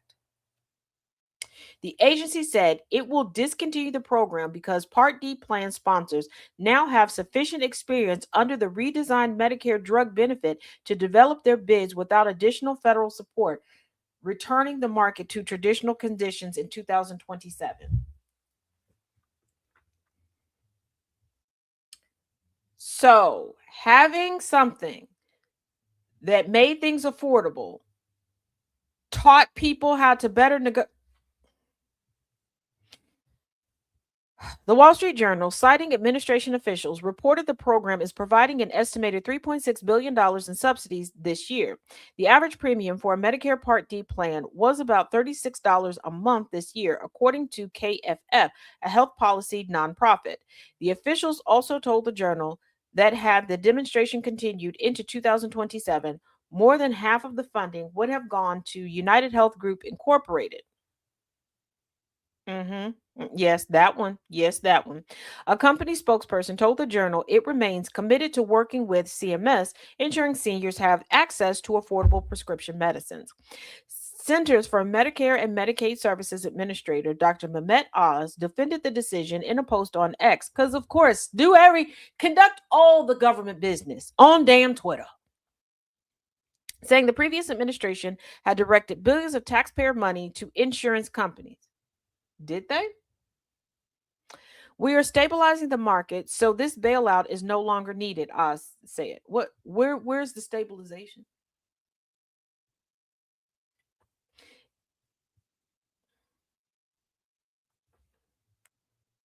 He added that premiums will rise less than $10 for most Medicare beneficiaries, with many expected to see lower premiums. I love how they act like, oh, well, your premiums are going down. But if the drug prices go up, you should have left everything the way that it was, because you're not saving anything. It's no different than when somebody says, oh, I'm marking this from $20 to $10. But if you get two of them, I'll just make it 15. Or if you buy three of these, you'll really say, no, you don't need three.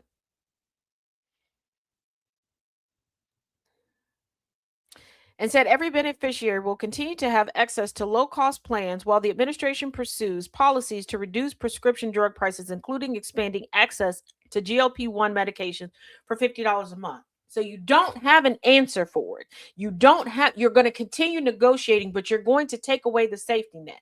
And here's the thing. I hate when people go, oh, well, it'll rise by $10 or less. $10 is make or break for a lot of people right now. $10 has been make or break for a lot of people for a while now.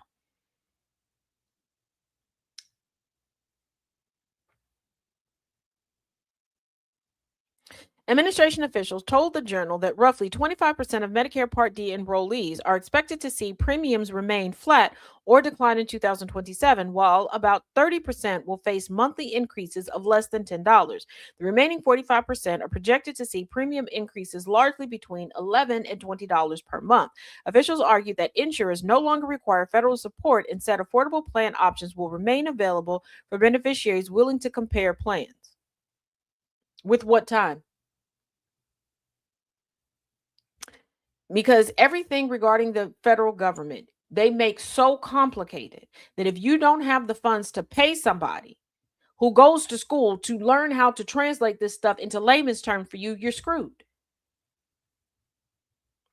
Administration officials said, because here's the thing, why don't we fight for things to go like other countries? Why are we tasked with figuring out how much we owe the country? Other countries just get a bill. Hey, you underpaid this much in the taxes. Also, other countries aren't taxed on multiple levels.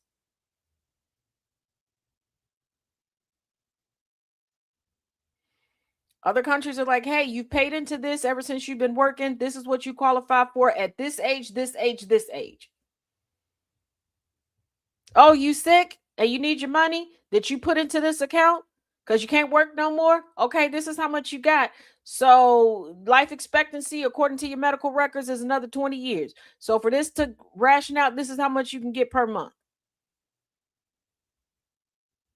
But other countries also have stipends to ensure that you can be healthy to work and to purchase the services and goods. But y'all don't want that here.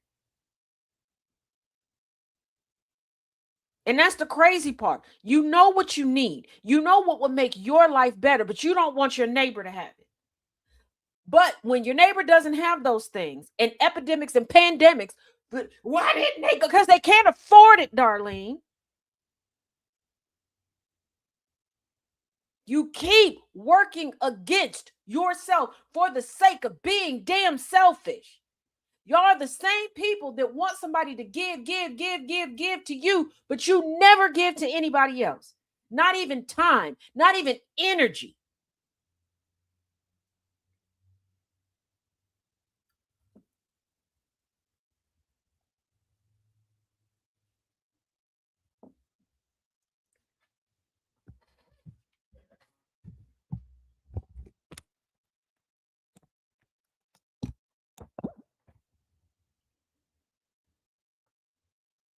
But now what? According to how you all have voted, according to what you put out in the atmosphere, one,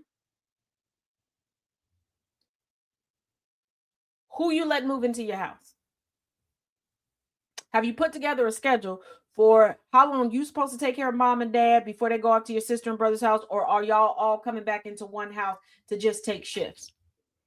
And also, I need y'all to finally get off this kick of shaming people for still living at home. You know, there are cultures where they will not let you move out of the home until they feel comfortable that you can sustain yourself and that you will be a benefit to society. More of y'all need to do that. Like, y'all get pissy about what people don't know in life, but you don't want anybody to learn it. You sitting there, oh yeah, I can't date her. She's still living at home with her parents, or I can't date him. He's still living. You know what that means? Financial responsibility. And y'all want somebody to cash you out, but the people who would have more discretionary income, you don't look at.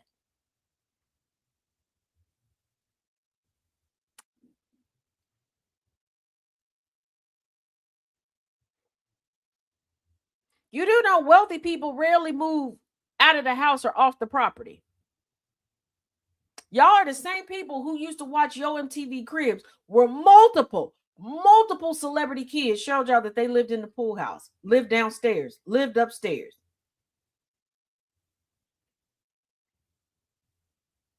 Like, y'all ability to want to go broke and be stressed and have other people go broke and be stressed is astonishing. Like, there's some people who can live with their parents and it's like a roommate situation. So what's the difference? Like, y'all want, I want to travel. Okay, how y'all gonna travel if everybody got 50-11 bills to pay?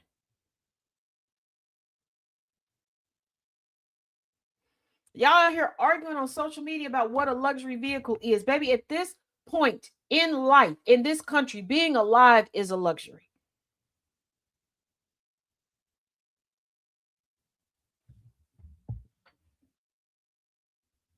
Everything has to be a competition. This is better than yours. That's better than yours. All of this shit is made at a handful of factories that's sent out to a handful of stores that's sold to all of us. The price varies according to what neighborhood you buying the shit out of. The stuff that's in the Dollar Tree just has a different label than when it gets sent to Walgreens, CVS, Walmart, Meijer, Menards. Y'all swear up and down, I can taste the difference in this. No, you can't. No, you can't. Until you add some flavoring to something outside of the roast, dark, medium, light, you can't.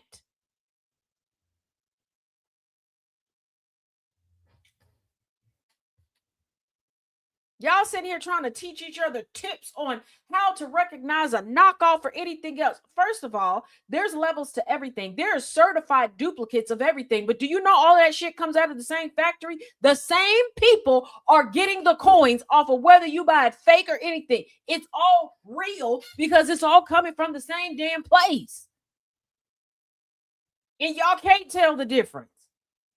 Y'all sit there and force yourselves to believe that you can.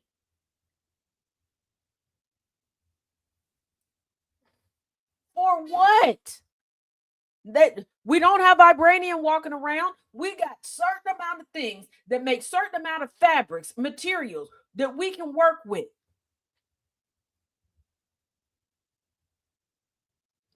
I'm gonna tell y'all something my mama taught me a long time ago. It does not matter how much you pay for something, it matters in how good it looks on you, how you were able to wear it.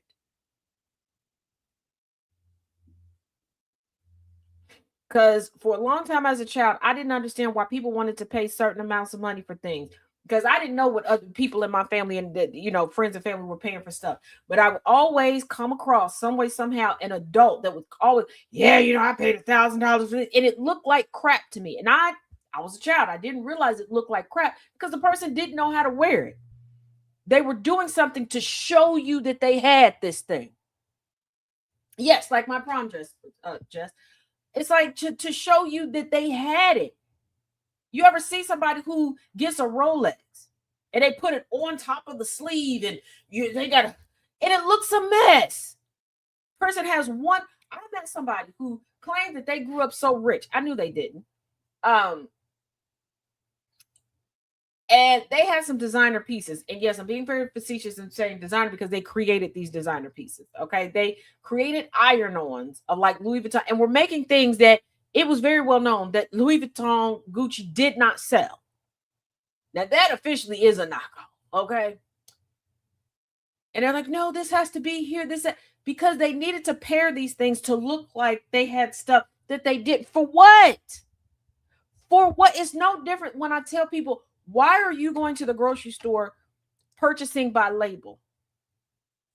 Who are you impressing? Who's going through your cabinet to see what label is on it? Because, baby, if you can't cook, it does not matter if you paid $10 for that can of pineapples. Okay? That ready-made spaghetti sauce that you bought, if you can't cook, it don't matter that you paid $30 for it. People who leave the designer's name on the sleeve of coats or suits. Oh my goodness, that drives me up a wall. And it's like, just don't. Or like one of my biggest pet peeves. I believe if you're a big purse girly, get a big purse. If you're a small purse girl, or if you're a purse carrier, now I don't want to just say girly, do that. But I cannot stand for people to go get a designer bag because it's trendy or people realize, this is the status symbol, and they ain't got nothing in the purse. What was the point? What was the point? Now, for a while, for almost 2 decades, I was exclusively a Michael Kors girly. Okay? And because I could get the bags that I liked, that were aesthetically pleasing to me, and it didn't have to, there weren't logos all over it. Yes, Michael Kors has bags that have the MK all over it, but I could have that. And I generally had a size bag that worked for me. I like the bigger bags. I have since moved on. I like Montana West, like different ones. And it's more because of the designs I can get, the functionality, and the size. My bag got what I need in it. You don't have nothing to put in this purse, but you flinging it around so everybody can see. One, not everybody knows what a designer anything is. There are some very expensive designers out here that nobody knows about. And there are some expensive designers that people are wondering why y'all pay that for.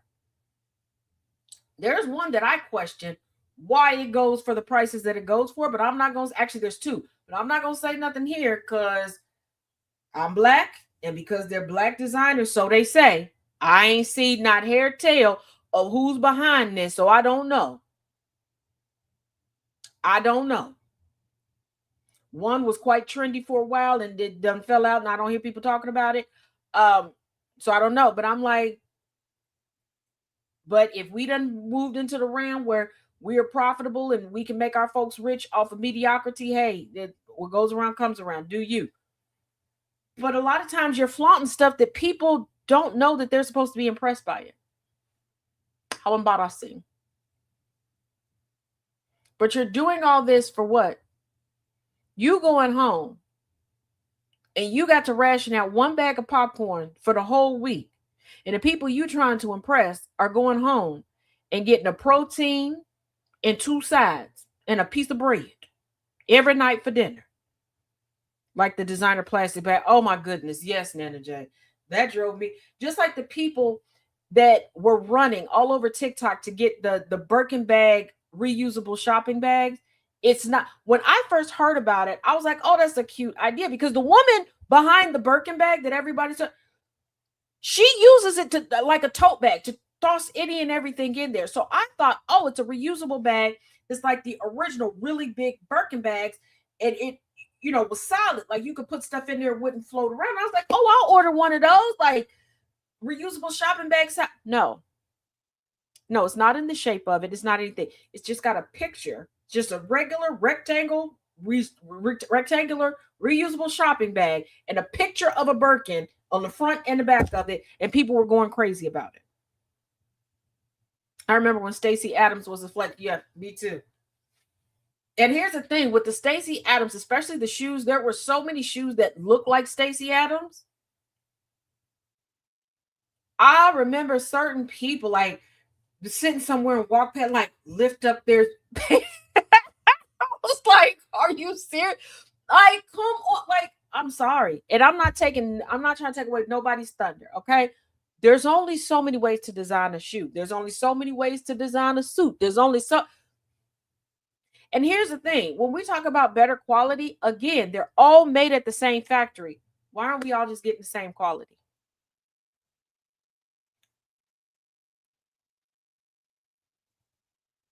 Make everything affordable and open to everybody, because that would help your profit margin. Because if I make something and I price it where only say 100 people can buy it, how often are those 100 people replacing that item?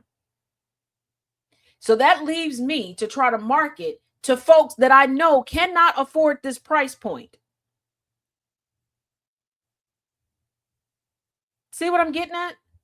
It's ridiculous. Like, this is why I say economics does not make sense.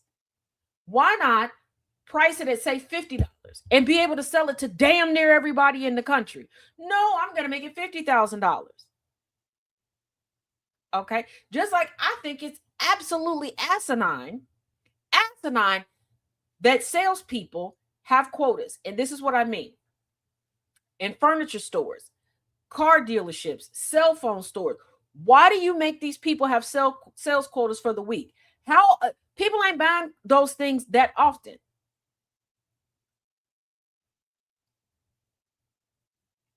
And you got too many of these establishments everywhere.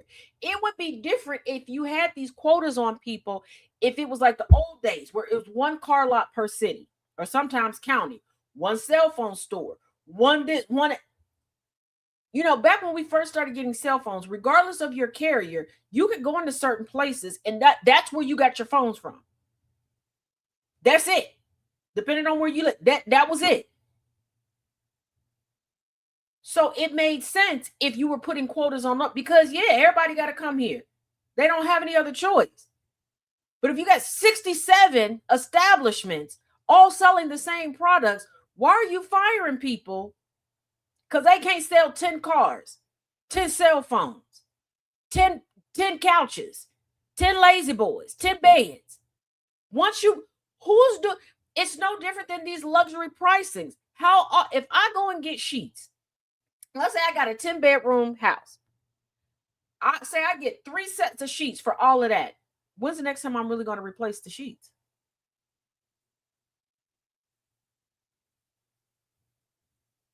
So I got this luxury brand. Once I done sold to whoever is rich that can afford it, what am I do now? What am I do now? And then that's when they get the prepaid services that they sell to everybody else. They start making subsidiary. Why? Just sell the original product at a regular schmegular price and be done with it. Ralph Lauren is a prime example of it.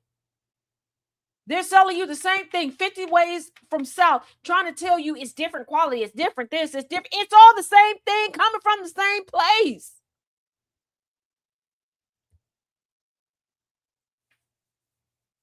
Yeah, listen, I go for what looks cute to me, what's functional for me, and what's going to fit my stuff. I have some purses, I don't know where I got them. I don't remember where I got them from. There's one I do know I got from Meyer because it was a great size. I just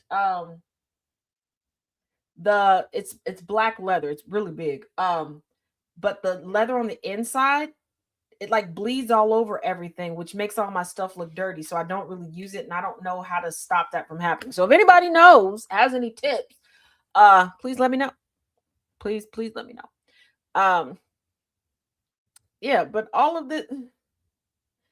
And what's funny is I've seen people get compliments on stuff that they've personalized or they've just had that's functional opposed to designer bag. Like there's someone that I know right now goes out of their way to have designer this, designer that. I just recently realized that they were carrying designer bags. I'm not being funny. This isn't a jab. I just realized it.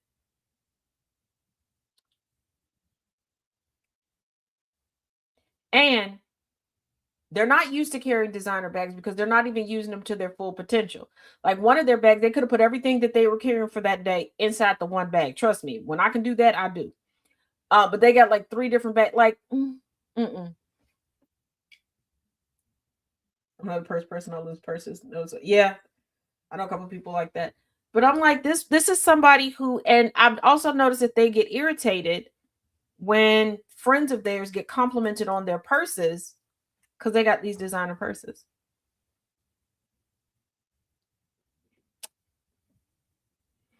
Just like I get a cackle out of people who think just because they spend a lot of money on clothes that's going to make them look good in the clothes. Baby, if you can't dress, you can't dress. And hey, I know someone who will tell you that they don't know how to dress. And this is what they've always done since high school. They'll go in. If there's sets, coordinates, or whatever is on the mannequin, they will buy that. You'll never see them mix and match. They will continue to wear it when you see the outfit the exact same way, exact same accessories. But hey, that's fine. They look nice in what they do. They know their limitations and they work within it. Baby, upping the price on something isn't going to make it magically look good.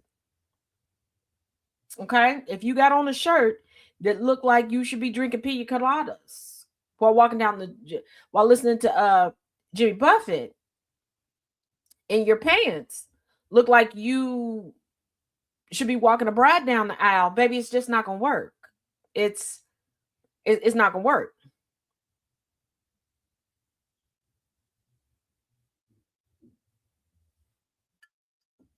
The boutique in Mexico City, a lot. Here's the thing: there used to be I guess you would call it a boutique, in the Bahamas that had virtually everything designer. Again, they all come from the same factory. If you had enough coin, you could sign a contract with the manufacturers over in China and you could have it shipped over. Now, with your contract, you can put in parameters regarding quality control, everything else. And I believe that that's what they're doing. But yeah.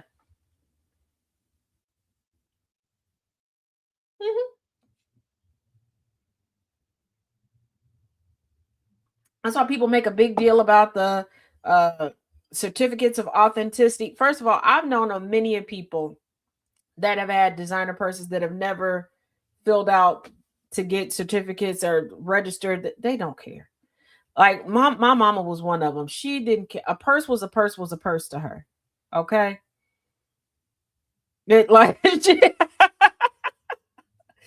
like, don't get me wrong. She did acknowledge, like, if somebody spent a little coin to get her like a purse, like, yes, her thank yous were it, But baby, that purse was gonna be treated like every other purse. Like and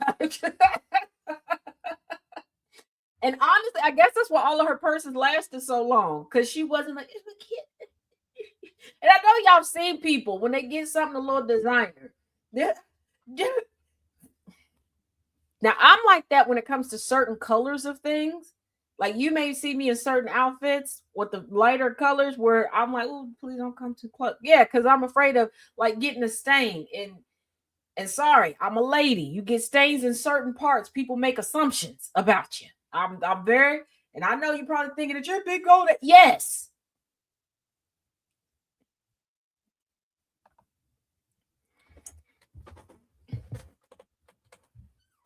But yeah. There used to be a couple flea markets in Ohio that had they had certified replicas. Yeah, because you have knockoffs, you have certified replicas, and that store probably had certified replicas, and then you have the original. But they're all coming from the same factory. They're all coming from the same factory. That's why I tell people like that they put a stigma on things for the sake of profitability, because they know that they build these business models that are not beneficial to the business. So instead of changing it, they work hard and spend millions to change the mindset of the people. Because think about the stigma that they put on prepaid phones. You do realize all cell phones are prepaid. I've talked to y'all about this before, but every major cell phone company has a prepaid subsidiary. They made you feel like it's a badge of honor to pay 3 times as much as somebody else getting the same things that you're getting. There's a designer that outfit that has stains and so yeah. But yeah, like, and people like, oh, I couldn't do this. That's so. And what kills me is that through the evolution of cell phones, y'all started with phone cards. Y'all done got so hoity-toity and snooty, and you started with phone cards, with minute cards, where you had to go get minute cards to get that phone popping before companies started going, oh, this is big business. We should start giving them phone plans. And even then, essentially, you were on what they called prepaid plans. And then they convinced you that they weren't. I need y'all that are old enough to remember when you had a landline phone bill. That was a post-paid phone bill. Think about it. That was post-paid. That's why you could go so long and not pay your bill before it got cut off. You could prepaid. If your phone bill is due on the 2nd of the month, well, we'll say 3rd, given that August is coming up. If on August 3rd, by August 3rd, you ain't paid that bill, what's going to happen? Ain't nobody going to be able to call you. We only going to be able to talk to you over the internet if you got Wi-Fi at the house. That is prepaid. Y'all let like the memories get so short. You said, I couldn't do cricket. I couldn't do blah, blah, blah. You used to have to go get a phone card. You used to sit by and watch the clock till either after 4, 7, or 9 to make phone calls, to sit and text willy-nilly sometimes. You started off with phone cards.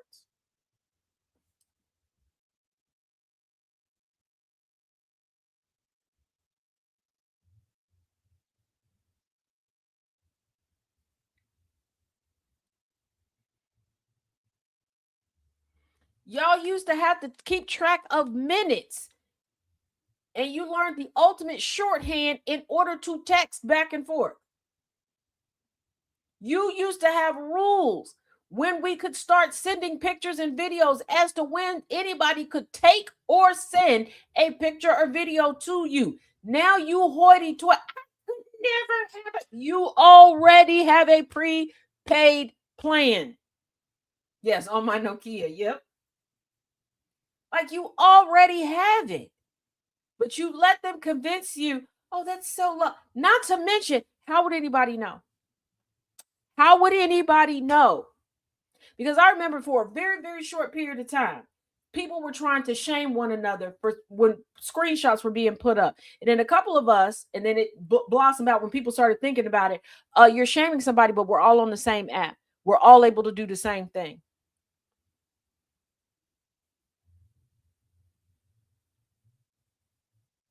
It's not like, oh, if you have a prepaid phone plan, you can only have these phones. You can have it. You can't even look at somebody's phone and be like, oh yeah, they got it. You don't know.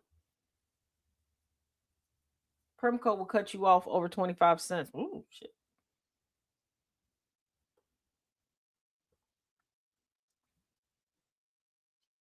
But you're like, mm-mm.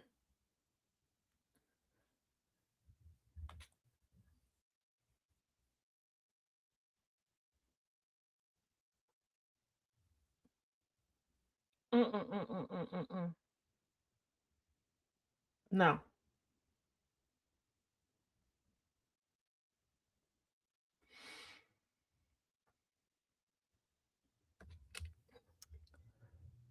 Now, no voicemail message came up regarding that. I am going to checking. Okay. So live access has been restored. Yay. Uh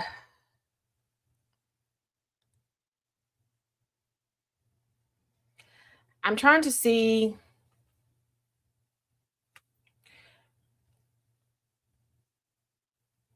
what builds up the most, and then I'll move the learning through literature series there. But we will see. It'll be 7:15 this evening Eastern, 6:15 Central, as we continue to go through Lovely One by Associate Justice Ketanji Brown Jackson. If you missed any of the previous chapters, you can go to @TazJ77, go to the playlist entitled Lovely One, and get all caught up.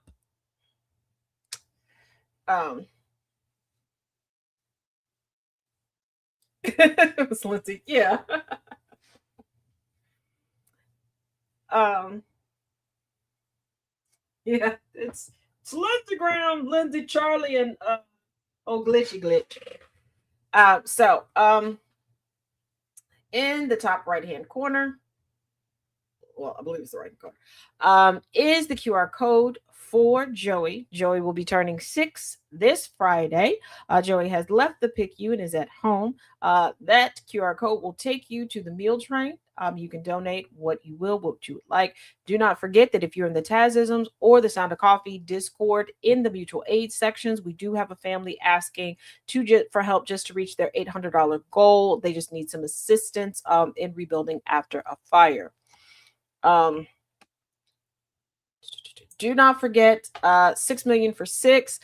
I am working on the sponsorship forms where you can write out where you can collect sponsorships for the steps that you're taking, or you can sign up with any member of the guild or Outcast Nation to sponsor them for how many steps. If you are wanting to just give a certain amount per month, please, starting tomorrow, I will put a section in the Tazisms Discord where we can discuss it there, just so I can have it all in one place. But also, thank you, DJ. I wrote a book. Yes, I'm still working on the full history book. It's going to be history with a twist. We're getting that.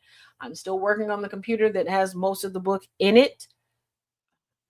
It is clamshelling, meaning that I cannot open it and work through it. I have to use an external monitor and a Bluetooth keyboard, and it is a bit frustrating, but we're gonna get there. But right now, I do have an anti-racism journal that is available on Amazon. You can click the QR code that is currently on your screen. If you cannot see me and you're listening over the radio airwaves or through the Android or iOS app, you can go to Linktree /Cincitaz, CINCITAZ, as in zebra. And there is a direct link there for the anti-racist journaling journal book. There is a mini glossary inside there. There's a ton of Black History factoids and a plethora of journal prompts to get you through. For additional prompts, you can also subscribe to my Substack that is linked in the bio as well. It is a full 78 pages, so it's well worth it. It is meant to be a companion piece to get you through the day. And when you're having big feelings or you need to go back through things, keep going back through it. Use the journal prompts in the spaces provided to write about it. Use it alongside another journal. Go back and revise all over again. If you have not already downloaded the GCPR app for Android or iOS, please visit us at gcpr.live and do so. Also, if you have a small business and you would like to advertise with us, please go to gcpr.live and click advertise here, and we will work with you and get your ad live on the air tonight. Do not forget, this evening at 9 p.m., you have Rouse High Exalted with Dave the Viking and Thomas the Villain Bishop, Angry IT Nerd, and General Gambit. Who knows what they're going to talk about, but they will probably be higher than giraffe nostrils. You also have Heart to Heart with Dr. Pastor Gia Clinton. And you can also check her out on Tubi. Swing past her show, and you'll find out which show she is on, Heart to Heart, where she can discuss relationships from a spiritual realm and give you great, solid advice. You can ask questions in the comment section, or you can sit back and enjoy many of the guests that she brings on bi-weekly. Other than that, stick around for 11 p.m. for Conversations with T. Nathan, and you may be discussing a movie. You may watch or listen to a movie with him, a television show, current events, you name it. It is a cornucopia of discussions with him. Otherwise than that, we will see you bright and early at 8 a.m. Eastern, 7 a.m. Central for Sound of Coffee for Truthful Thursdays. And then it'll round back out to me here at 3:30 Eastern, 2:30 Central for the Taz Effect on Think About It Thursdays. We will have a lot to discuss and think about for tomorrow. So,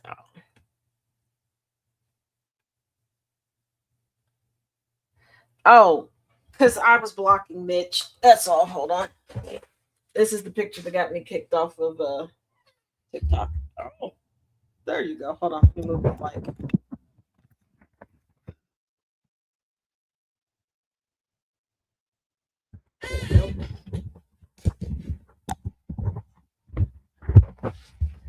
Also, if you missed the second going home celebration ceremony, whatever you want to call it, thank you, Dana J. For Lindsey Graham, you can go to @TazJ77. It's up there. It's labeled. Hold on. I can tell you where it's labeled. Dun, dun, dun, dun, dun, dun, dun, dun. Hold on. Whoops. Whew. Oh, my arm. I don't know why everything is running so slow and so off today.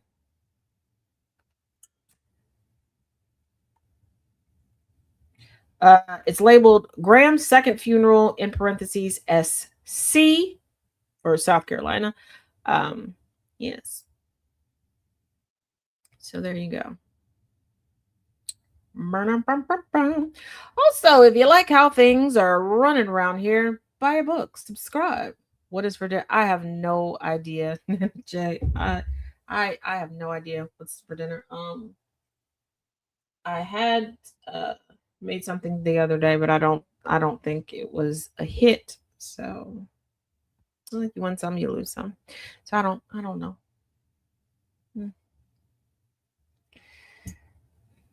It might be a fish sticks and potatoes type of night. I don't know. So yeah. And to the person, there was no card on the inside that sent the mugs and the glass containers. Thank you for the lovely wedding gift. I don't know who who sent it, but we have that. But also, if you enjoy the Taz Effect and you would like more of the Taz Effect in the way that it does come, either subscribe to my Patreon. I don't have levels. I just have one that gives you access to everything. And then like Behind the Coffee, you can just purchase that outright and get all the information that I put up there. So yes, if you want to know what I go through behind the scenes and see it from my perspective, just in clips for right now, because I'm not going to put 2 full hours up there, and there's a lot of lag time on my in some for some episodes. Behind the Coffee is over there. Or if you like history and commentary, you can skippity pat do diddle on over to Substack and get a subscription there. Working on being able to get subscriptions back up and running over on TikTok. So there we have it. We are nearing being able to do super chats, etc., on the @TazJ77 YouTube page.